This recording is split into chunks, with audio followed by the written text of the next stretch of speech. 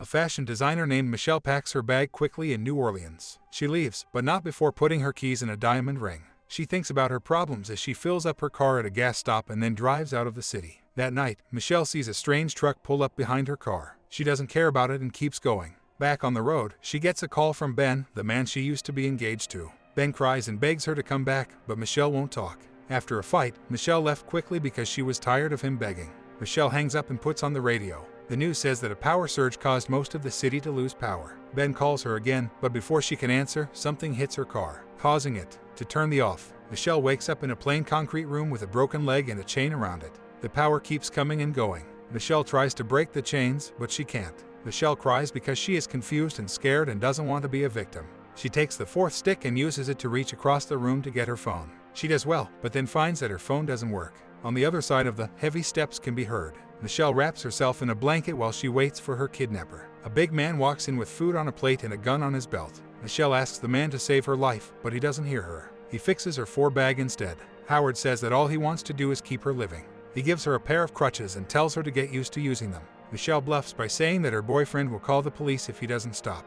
Howard tells her with confidence that no one is looking for her and then gives her the key to the chains. Michelle gets up and gets dressed as soon as he leaves. She wants to get out, so she tries to open the door, but it's locked. She uses the key to file the end of her stick so that it is sharp. She opens the vent in her room and sets fire to her shirt. This makes enough smoke to set off the fire alarm and force Howard to get out of the room. All set to fight, she waits by the door and sneaks up on him. Howard grabs her and gives her a drug to make her sleep. Michelle wakes up in the same room, where there is already food for her. Howard likes how brave she is, but he says she should be glad he found her. Howard tells Michelle that she has nowhere else to go when she begs for her freedom again. Howard tells the story of how he saved her from the car crash. He tells them that there might have been a nuclear attack, but they're safe in his cave, trying to make them like him. Michelle thanks him, but says she needs to go to the hospital. This makes it hard for Howard to say that the air outside is dirty, and it might not be safe to go outside for a few years. Michelle wants to call her family, but Howard says that everyone outside is dead. Michelle hears a noise from outside that tells her there is someone else in the bunker with them. Howard puts her back in the room and then takes care of the other person. Michelle wakes up hours later to find that the door is finally open. When she goes outside, she finds a hallway full of goods. Emmett, the other person who lives there, has an arm. Michelle suggests that they try to run away together, but Emmett is also sure that the air outside is dangerous. Howard finds them telling Michelle that the noise they heard earlier was Emmett putting away food for a week. Howard shows them the DVDs, books, and other leisure materials in the common room. Howard makes some rules, like the don't touch rule. He takes Michelle to his room, which is the only one in the bunker with a bathroom, and tells her to take a shower. Even though Michelle wants to be alone, Howard chooses to keep an eye on the door while she cooks because he doesn't trust her yet. Howard talks about Megan, but all he says is that she doesn't spend much time with him. Michelle says that a car above them is to blame when the power goes up and down. Howard says that no one is better than them. Michelle still has doubts about him, so he leads her to an exit with a window to the outside world. There, Michelle sees Howard's dead pigs, which Howard says died because of the bad air. When Michelle looks across the field and sees Howard's truck, she turns her head. In the moments before the crash, her mind plays, sure that this was the same truck that drove her off the road. Michelle has doubts about Howard. Michelle learns about Howard from Emmett. Before moving to the farm, Howard worked on satellites for the military. Emmett helped Howard build the bunk. Michelle tells Emmett that she thinks Howard crashed her car on purpose so he could take her away. Emmett doesn't believe her, though. Emmett saw the blast the day he went into the bunker. He knew that Howard's ideas about the end of the world were coming true. Emmett had to fight his way into the bunker and hurt his arm in the process. During this, Michelle argues that she hit a car above the bunker earlier, but Howard stops her and asks them to dinner. Michelle is worried at the table because she doesn't know if Howard heard what she said. Emmett tries to get the other two to talk to him in a relaxed way. This makes Michelle feel better, which makes Howard angry. Howard doesn't like how happy Emmett is, but he gets over it by telling Emmett that he'd rather eat alone. Michelle gets an idea after seeing how quickly Howard gets upset. She looks at Emmett and seems to try to flirt with him. Howard's jealousy and anger are easy to see. When he sees Michelle touch Emmett's hand, he slams the table and corners Michelle, saying she insulted him. Emmett tries to calm him down, but he is also afraid of him. Michelle puts the keys she's holding in her hands under the table after they sit down. After Howard gave them to them, the sound of a car above draws everyone's attention. Michelle grabs a bottle and slams it across Howard's face when she sees her chance. She climbs on top of the table to get out of the hole. As she opens the door, her hands shake. Howard walks up the steps and is almost to her when she opens the first door and shuts it behind her. She starts to open the second door but stops when she sees a car in front of her. Michelle is full of hope. She starts calling for help even though she is still having trouble with the door locks. All of a sudden, a woman covered in sores runs up to the door and begs Michelle to let her in. Howard tells Michelle not to let her in, Last but not least, he realized that Howard might be saying the truth. Michelle stops trying to open the door and asks Howard if they can do anything to help.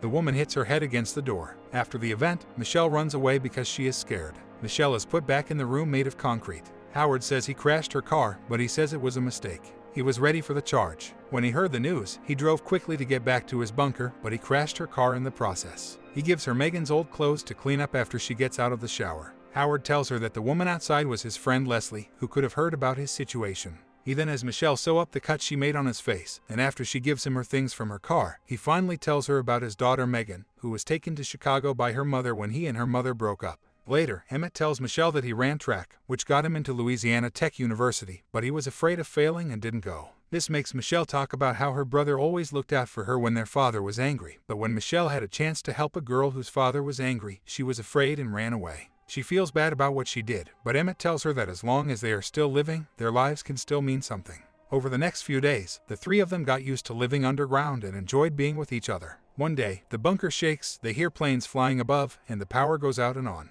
Howard thinks that even if it is the military, it could be the enemy looking for stragglers. An alarm goes off, and their air filtering system is stopped up. Michelle's job is to climb up into the vents and turn on the air filtering system again. Michelle has to work hard to get to the mechanical room from the tight area. She does what Howard told her to do and is glad to hear the system going again.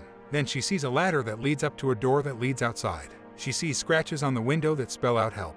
Michelle picks up an earring that looks like it belongs to her at the bottom of the ladder. Michelle shows me earrings that look like they had blood on them when they were alone. Then she shows him a picture of Megan wearing the same earring, but Emmett knows the girl in the picture is Brittany, who went to high school with his sister and has been missing for 2 years. Michelle tells him that the inside of the says help scratch. Another picture of Brittany and Howard sitting together falls out of Howard's book. Michelle is wearing the same shirt as Brittany. Emmett makes a plan to capture Howard and force him to say what he did to Brittany. Michelle asks Howard who he can tell his secret to since there's no one else but them. Howard stops them and tells Michelle to take a shower as she is getting ready. Michelle looks at the shower curtain and tries to figure out what to do. She shows Emmett a picture she drew on a magazine to get him to come along. Emmett gets a pair of knives from the kitchen later that night. Then he tells Howard that Michelle may have ruined his bathroom when she took a shower after fixing the air filter system. Howard throws away the shower curtain as a safety measure, but Michelle uses different things to get it back. Michelle makes a chemical suit in the bunker so that one of them can go look for help outside. Emmett gets upset while playing a board game, which makes Howard suspicious. Later that day, Michelle is still working on the hazmat suit when Howard comes home. She barely has time to hide everything before Howard gets there. Michelle, Howard, and Emmett move a barrel from the kitchen to Howard's room. Howard says that the acid inside can break down most living things, even people. Howard starts asking them questions about his tools and threatens to put them in the acid to calm him down. Emmett tells a lie that he took the tools to make a weapon and Michelle had nothing to do with it.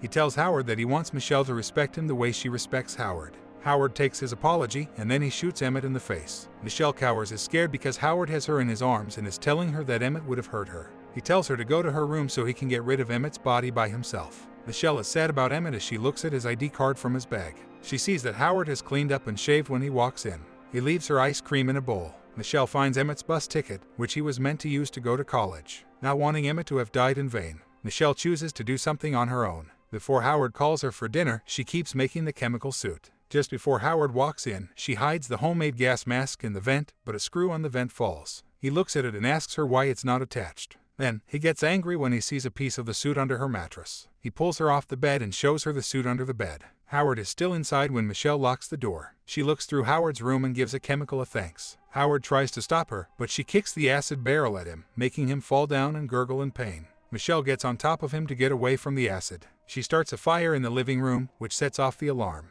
Michelle goes to her room to get the chemical suit and mask. Howard stumbles toward her with half of his body on fire. She takes down a shelf so he can't climb over it to get away from the fire, which is blocking her way to the bunker. Michelle climbs into the vent so she can get out of the room through the door. Howard instead hears her crawling into the vent and starts cutting it with a knife. He grabs Michelle by the ankle, but she kicks her legs until he releases her in the mechanical room. Michelle hurriedly puts on the hazmat suit using duct tape to seal every seam. She climbs to the hatch and freezes the padlock with the chemical coolant. After numerous attempts, she breaks it and opens the hatch finally above ground. Michelle breathes heavily, looking around for any sign of life. She sees Howard's old truck and gets inside, but rips a tear in her suit, fear and contamination. She seals it with duct tape. Once fixed, Michelle hears a flock of birds flying overhead. She watches them, realizing that the birds should have died if the air was. Taking the risk, she removes her mask, waiting for the worst, but nothing happens. Relieved, Michelle chuckles. A rumbling from afar catches her attention. She climbs on top of the truck and sees an aircraft. Something moves from inside the nearby shed, thinking that it's Howard. Michelle hides behind the truck. Instead, the bunker explodes. Michelle watches the aircraft turn, alerted by the explosion. As it gets near, it dawns on her that the aircraft is an alien. Michelle gets back in the truck searching for the key. When she can't find it, she goes to Leslie's car, but triggers its alarm. Michelle rushes to the shed to hide, seeing Leslie's body inside. She checks outside and sees a creature coming out of the field. Michelle searches Leslie's body for the keys, but the creature pees into the shed. Michelle finally takes the keys and shuts the alarm off, diverting the alien's attention back to it. Michelle crawls out of the shed and runs to the house nearby. The creature hears her and gives. Both Michelle and the alien stop, when a rumbling comes from the house behind the house. The alien aircraft looms over, seeing it release gas. Michelle retrieves her mask and frantically seals it on. The gas causes another explosion. Just before it passes, Michelle gets up, alerting the creature to attack. She gets inside the truck but fails to close it. The creature opens its mouth, grabbing hold of her mask before pulling away with its prize. Michelle closes the truck, but the truck is pulled into the air by the alien aircraft. Seeing the large being above her, Michelle sinks, losing hope. Beside her, she finds a lighter, giving her an idea. She grabs the liquor rolling on the floor and creates a Molotov cocktail. When the creature opens its mouth, Michelle throws the explosive. The alien explodes and drops the truck. The alien aircraft crashes and burns on the field. Michelle wakes up and gets out of the truck. She takes time to catch her breath, finally having time to let the situation sink in. She spots Leslie's car, undamaged. She gets inside, thankful that the car still works. Michelle drives off, knocking down the mailbox that bears the address, 10 Cloverfield. The car radio picks up a transmission. The broadcast directs survivors to go to Baton. It also requests help from people with medical and combat experience, asking them to help survivors in Houston. Michelle finds herself at the crossroads between Baton Rouge and Houston, thinking of which path she'll take. She heads to Houston to help the survivors fight.